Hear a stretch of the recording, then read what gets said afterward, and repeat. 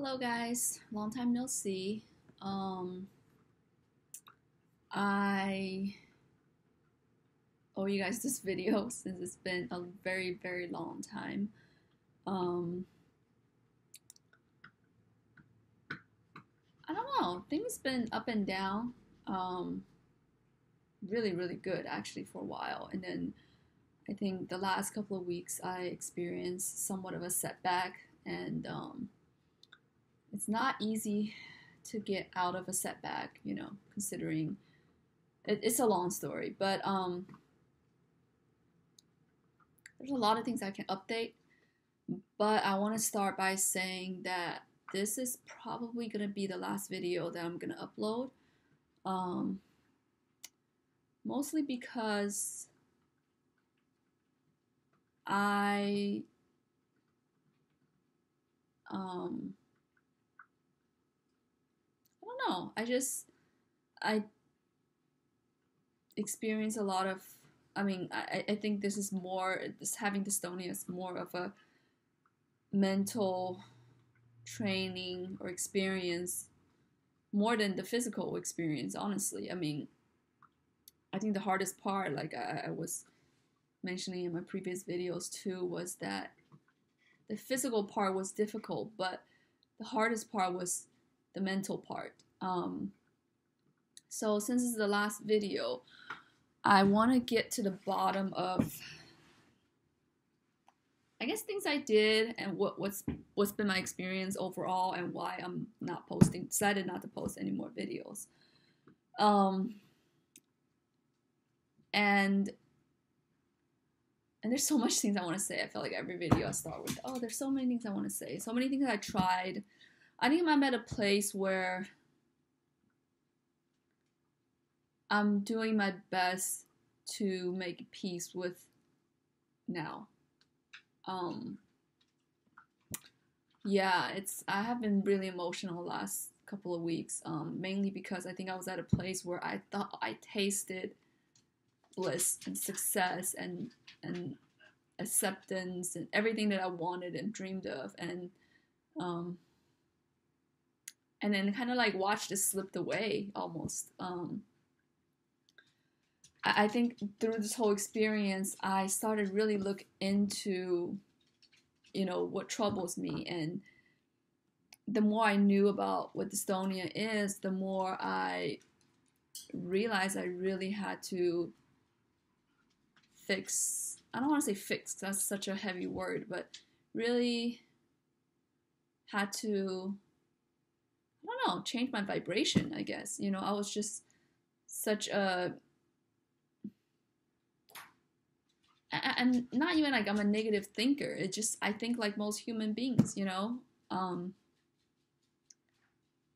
someone that I wanted to, I found this person called Abraham Hicks. I don't know if anyone knows about her, but she kind of changed my life, you know. Sort of, I guess what she talks about really, it's about laws of attraction. I know it might sound like nothing to you if you don't believe in, like spirituality and stuff, but it did change my life. It made a lot of sense. It put a lot of things that didn't make sense to me into sense. Like, it kind of, she talked a lot about law of attraction,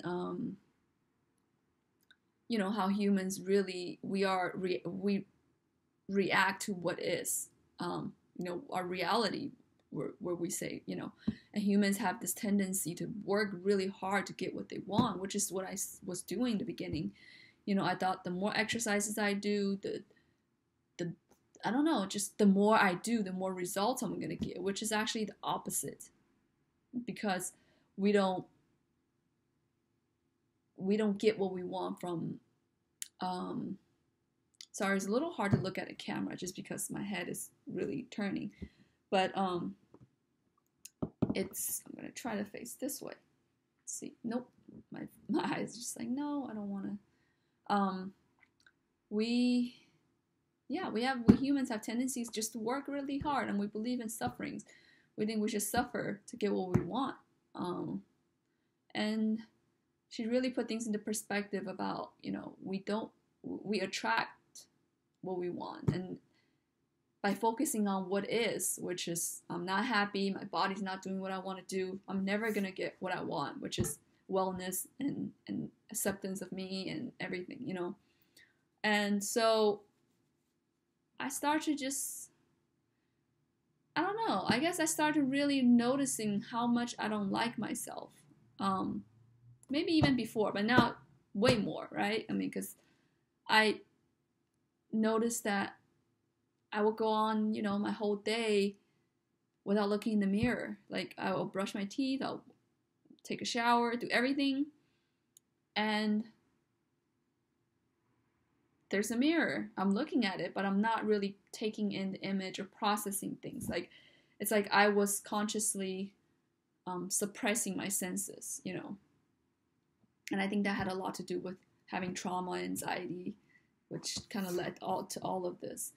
And so, you know, just really started working on loving myself and just soothe, you know, when I'm at a bad place. Instead of, I don't know, beating myself up, I try to just tell myself that I'm doing the best I can, and, you know, just, and slowly and surely things start to change. And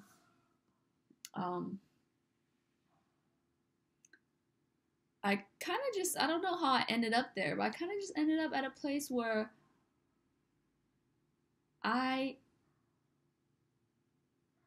was really happy where I was. I was satisfied where I was because I knew, I trust that wellness and you know, all of this is what I want. It's there for me. You know, it's in the future, and it's all in my vortex. You know, it sounds crazy, but and I just have to get out of my own way. And one moment I actually was able to just not resist.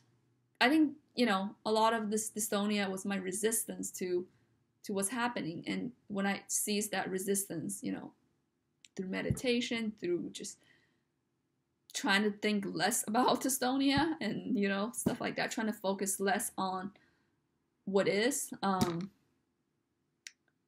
I got to a place where everyone around me was like, oh my God, what are you doing? Like, you are getting better.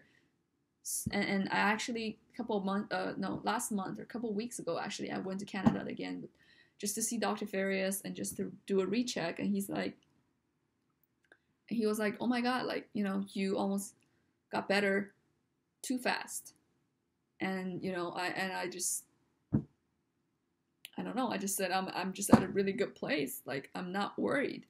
I'm not worried about the future. I'm not worried about now. I'm just going with the flow, you know? And as soon as I got back home, actually, I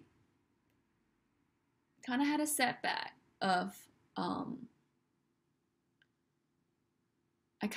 don't know. I think a lot of times these things make sense to me, but sometimes like my OCD just kind of keeps things like, I don't even know how to explain it, but pretty much I kind of forgot. It's almost like I either overdid or forgot what I already know. Either way, I kind of went back to my old way of thinking, and here I am beating myself up, especially when, you know, people were telling me how good I'm doing, and you know, when you taste that little bit of like, oh my, like, you know, getting better, it's really hard to accept that you've taken a huge step back, like backwards, right? So the blow was even worse than when I just never was getting better. I don't know, but you know, I'm getting better. I'm getting there. I'm working on, you know, making peace. That's really just, that's all. And I'm trying to actually do the opposite of what I've been doing in the beginning, is beating, yeah, like doing so much exercises. Really, I'm just trying to be okay with where I am. Because I think a lot of times, and Dr. Farias even talked about that, people with dystonia have trouble with distinguishing training time and real life, you know, because I remember in his seminars he mentioned, don't compensate, you know, compensation, when you're doing, like when I say compensation, I mean, like, for example, if I can't move my legs, a lot of times people will start moving their body to compensate, right? Or I can't move my arms freely, so I tug in my arms. Like, I don't know, people do different compensations. But, he said when you're doing your neural trainings, don't compensate, because compensation ruins recovery. So I think maybe I got that stuck in my head, and this actually applies to a lot of people, because he said it's a common problem that people think people can't distinguish this exercise time and real life. Because in real life, I have to compensate to be able to function as a basic human, right? Like, if I don't tug in my arms this way, for example, I can't do the things I want to do, for example. But somehow I feel bad. I feel like I'm doing something wrong, and my brain is so on high alert, because every time I feel something in my body, right, like this and that, and like a little bit something, and which is constantly happening every second, I can feel my brain just rushes to that part, and it's like, oh my god, we need to do something about it. I need to relax my shoulder. I need to, constantly I'm living in the idea of where I am is not okay. What I'm doing is not the right thing. Like, and I can feel how stressful that is for my brain. Like, it's just exhausting, constantly thinking you're not doing the right thing. So when I was at a really good place, like a few weeks ago, I was finally able to accept that, like, what's happening with my body is just what's happening with my body. It's kind of like I vibrated out of, it's almost like I separated my physical body and my energy body, right? I just focused on this energy rather than what's going on physically, and I was able to not react to every little thing that's happening in my physical body. And and it took a lot of practice, a lot of meditation, but I know that if I was there once, I can get there again. It just takes time, so I'm not too worried. I am actually, don't get me wrong, I am, but it doesn't help for me to keep talking about how worried I am. So, and which is another reason, which leads to the reason why I'm not going to upload any more videos, because one thing I realized is the more I talk about it, the more I'm holding myself here. When I felt great is actually when I didn't think about dystonia anymore, when I didn't want to tell people about it, when I didn't care if people know what I'm going through, or know if I'm in pain or not, or what. I didn't want people to know what dystonia is, because who cares? That's now. That's what's happening now. But keep focusing on what's happening now is not going to make me get to where I want to be, So I stopped talking about it. I stopped caring about whether people know about it or not. And yeah, and that's I'm sorry, but I'm not sorry, but I'm going to be selfish and focus on what's good for me. And if that means I'm not gonna talk about dystonia for a while, then that's just what it's gonna be. And I know one day I'm gonna get to a place I'm just accepted my wellness and just get into a place of where I want to be. And I hope at that point I could come back and use my knowledge to help people who's dealing with this. But as of right now, the few suggestions I can give you is, and they're probably suggestions that you don't want to hear, because I get it. We all want to, we have a human mind, a solution-oriented mind, and we want to fix and figure things out, because that's just how we are, But know that trying to figure it out, or trying to focus on it, it's only going to make this bigger and bigger and bigger, and it's not going to help you. Trying to get better by doing more exercises, it's kind of opposite what you want, to be honest. And Dr. Farias even said in the beginning, it's like, when you want to get better, actually you need to give up trying to get better. That's how you get better. And it's probably the hardest thing that's it's a hard task. I'm not going to say it's easy, because you can't deny the fact that you want to get better. You can't. How do you give up getting better, right? And first thing you need to do is stop talking about it to everyone. And you gotta believe you're gonna get better. And you gotta stop focusing where you are and start focusing on where you want to be. And just keep trying to stay as much as you can of trying to put your focus on where you want to be rather than where you are. And I think the most important thing is, majority of the time you're not going to be able to do that, because you're human beings. You hurt. Your head is moving around. You can't move your arms. You can't walk properly. People are looking at you. I get it. That's reality, but it's also not reality. Reality is what you believe. It's your perspective. And if you want this bad enough, you will find ways to focus on what you want rather than focus on what it is. And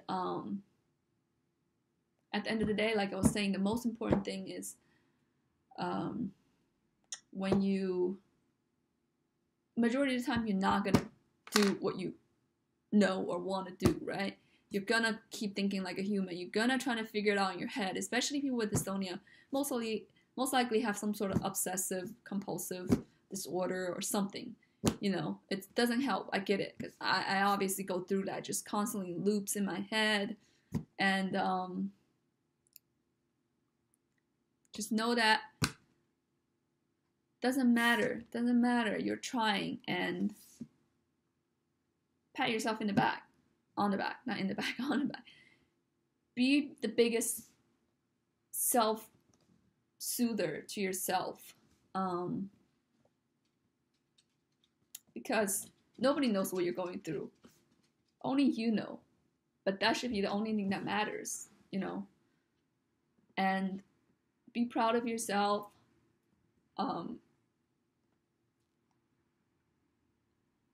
Do whatever you can to make yourself feel better, because you know your body's going through a lot. Your body's doing everything they can to function in this world the best way they can, and being mad at yourself or angry that you can't do something or whatever, it's just not going to help. So just try to be nice to yourself. I think that's probably the most important thing in your recovery. And when I say try to be nice to yourself, it's not when you're having a good day and you're like, oh, I'm doing really good on my exercises, I'm kicking ass today, my body's doing great, I'm walking nice today. I mean that be nice to yourself when you're having the worst day. That's what's important. When you're having a bad day, don't beat up on yourself. That's the time, especially when you have to just pat yourself on the back and just tell yourself nice words, like it's okay. It's all good. Everything's good. Everything's gonna work out. And believe it. Try to believe it, at least. And yeah, that's it. So this is the reason why I'm uploading my last video. Few other things happened. I mean, I might as well just mention it. I don't know if you guys heard of using psychedelic drugs to treat mental disorders, and it's actually kind of a big deal right now. So I actually tried my doctor, he mentioned your OCD and trauma and PTSD and maybe ketamine will help, so I did it. He said to do 3 sessions in 10 days of ketamine IV drips. And, I struggled with it for a long time because I was like, I don't know what ketamine's going to do because I have dystonia. It's not just that I have PTSD or whatever, right? And actually, as I'm talking about this, I also want you guys to know I'm saying words like PTSD and stuff like that. But, you know, if you have time, really check out Abraham Hicks. I think she's taught me everything I know now. And, you know, and something that she says is, and I think I heard this from many people, don't label yourself. Don't tell yourself, I have depression, I have blah, blah, blah, or whatever. It's not going to help you. In reality, the medical world is not here to help you. They only instill, in my opinion, they instill fear into a society that's, they hold you in a place where you don't believe that you could get better. You know, they give you medicines and they say they're taking power away from yourself, that really only you can make the change. Only you can get yourself to a place you want to be. But they want you to believe that take this drug, and our drug is going to get you there or whatever. And you know, the funniest thing that my friend told me, and I can't believe people do this, medical people that are supposed to heal you do this to you. His mom has some sort of, I don't know, something. And the doctor told her, you have about 10 more years to live. How could someone that's supposed to heal you tell you such a limiting belief that you like, I just don't understand. It's such a horrible thing to say to a patient. What you should be telling people are, you're doing good. You're just fine. You're great where you are. Wellness is yours, you know. And these are things that I learned from Abraham, that we are born good. We're born with healthy bodies, and wellness, it's ours. We don't have to defend it. We don't have to earn it. We don't have to, you know, prove to people that we are good people, or we're healthy, or we deserve love. We are. And when we remember these things, and we believe in these things, we will become what we believe. You know, we match to our own vibration. But these health professionals are telling you the opposite of what you should be believing, so that you can get better. They're telling you what's wrong with you. You have this, you have that. You need to take this and that. You only have this much longer to live. You're not doing good. What kind of message are they sending you, you know? And I get so angry thinking about this. And so going back to what I was saying, don't label yourself. Don't tell yourself, I have this and that, and just, you know, all it is your misalignment with yourself, your vibration, your misalignment of your own vibration. You somehow got discorded from who you are. And it's a lot to explain, I think, and you can, you know, take it for a grain of salt, whatever you want to take this as. But I want to say I believe it because I've been there. I felt it. I felt when I was connected with who I am, how I feel, the energy, and my body got so in so much improvement. People are just in shock how I got to where I am, you know. And then I start thinking about bad thoughts and start trying to figure things out again. And here I am. So I know how I got here. And I know how to get back there. It's of course, you know, it's not a one day change. You're going to have up and downs. You're going to go back and forth. And that's part of the work, right? But I just want you to know that you have the power to get to where you are. You just have to believe it. And yeah, but back to the ketamine thing. I tried one session, and it was actually really interesting because right after that, my OCD disappeared for 3 days. I just, you know, didn't have any OCD. I wasn't focused on my dystonia. I wasn't overthinking about anything.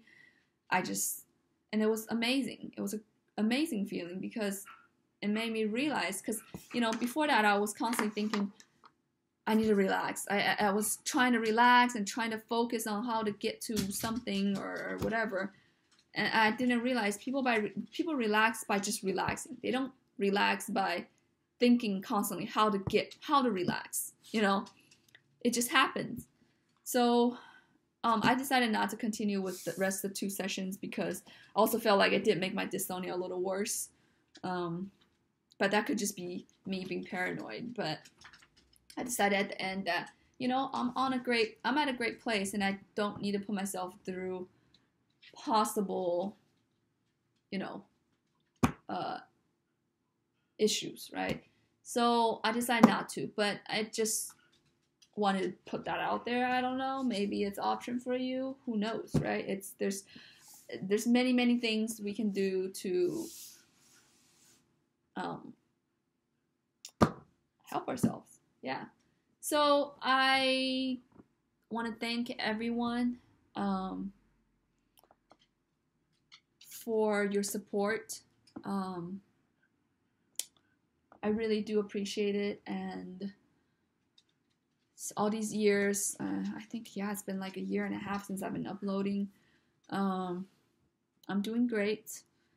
I thank you for helping me through my hardest days, you know, the comments people leave and encouraging me. And yeah, I hope one day I will come back and be able to help more people. But for right now, I'm going to be selfish, and I'm going to focus on me getting better and talk less about dystonia. That's kind of, you know, that's where I'm at. And yeah, so I hope that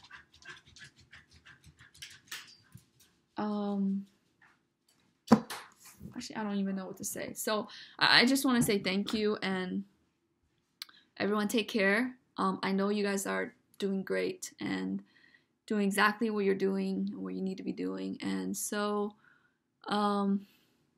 yeah, take care. I love you guys. And be selfish. Don't be a people pleaser, because honestly, nobody cares about you like you care about yourself. So there's no reason to sacrifice you feeling good to make somebody else feel good, you know? And that's it. I love you guys, and yeah, take care.